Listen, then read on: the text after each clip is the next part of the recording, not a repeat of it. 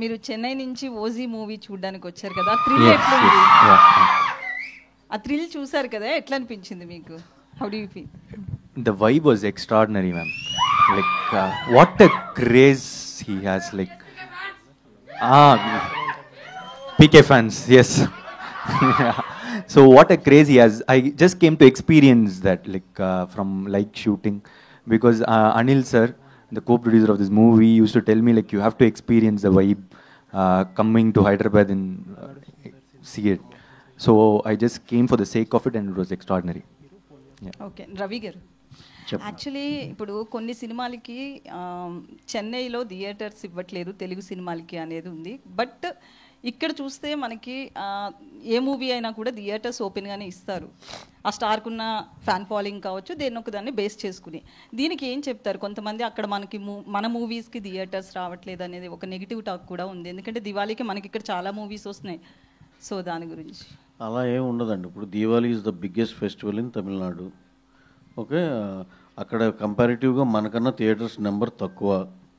Theatres మనకి 1800 ఎంత ఉన్నాయి, అక్కడ ఉన్నాయి 600 700 ఇఫ్ ఐఎమ్ రైట్, లేకపోతే మ్యాక్సిమం 800 ఉంది. సో ఇప్పుడు ఒకటేనండి, ఇప్పుడు సినిమాలన్నీ రిలీజ్ అవుతాయి. ఒకటేమో X number of theatres, YZ అలా క్యారీ చేస్తున్నాయి అన్ని సినిమాలు. ఫస్ట్ డే టాక్ని బట్టి అవి అడ్జస్ట్ అయిపోతూ ఉంటాయి. You give the best content, పెద్ద హిట్ కంటెంట్ ఇవ్వు, తీసుకెళ్ళు.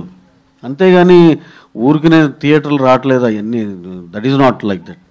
అంటే ఇప్పుడు మనకు ఒక రూల్ ఉంది, పొంగల్ టైంలో ఓకే వీ హ్యావ్ సమ్ ఇది అట్లా.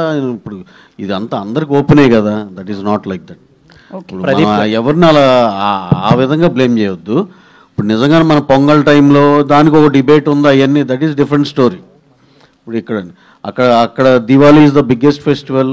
అండ్ అగైన్ మరి మీరు దేని ఉద్దేశించి అంటున్నారు నాకు తెలియదు, కానీ నేను జనరలైజ్ చేసి చెప్తున్నది. ఓకే, దాంట్లో ఏ సినిమా బాగుంటే ఆ సినిమా షోలు మ్యాక్సిమం వచ్చేస్తాయి. అది అసలు ఎవరికి వరి అవ్వాల్సింది లేదు, ఎవరు కంగారు పడాల్సిన అవసరమే లేదు.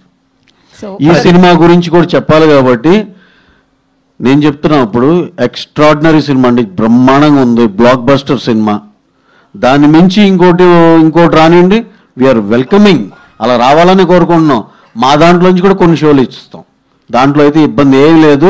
మేము ఎన్ని షోలు వేసుకున్నాం సార్, నిజంగా దాన్ని దాటి ఎక్స్ట్రాడినరీ కంటెంట్ ఏమైనా ఉంటే కనుక నేను సభాముఖంగానే చెప్తున్నా. అదే మన అందరు జర్నలిస్టుల ముందులే మా దాంట్లోంచి కూడా కొన్ని షోలు ఇస్తాం. That won't be a problem అండి అసలు. Pradeep garu, your last 3 films, love today కానీ లేకపోతే dragon or and this film, it looks like there is a pattern. Your films are targeting youth, and you play an underdog who faces so many problems and insults, and later you redeem, or there is a connection in all the 3 films, like youth centric and how we say it, identifying youth insecurities of the youth. Okay.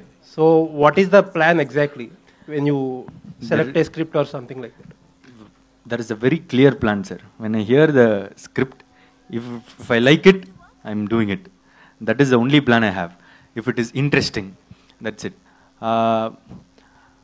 And I feel the pattern in all the 3 films is entertainment. That is the only pattern I follow. If it is entertaining. In Love Today, yeah, I had a grey shade who turns into a very good person. And in Dragon also, he's not so good, but he realizes his mistakes, he turns into a good person.